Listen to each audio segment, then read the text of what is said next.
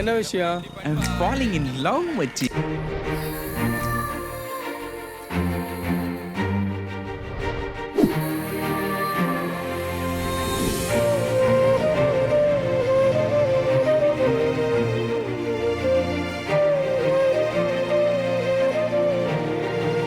டேய் டேய் தேவையில்லாம பிரச்சனை பண்ணாத. என் வீட்டு பக்கம் வராதுன்னு உனக்கு எத்தனை தடவை சொல்லியிருக்கேன் ரமேஷ். இவ்ளோ சீப்பா நடந்துக்கிறீங்க? ஹலோ, நான் உங்களை லவ் பண்றதுனோ உண்மைதான். ஆனா அதுக்காக இந்த மாதிரி சில்லற வேலைலாம் செய்ய மாட்டேன்.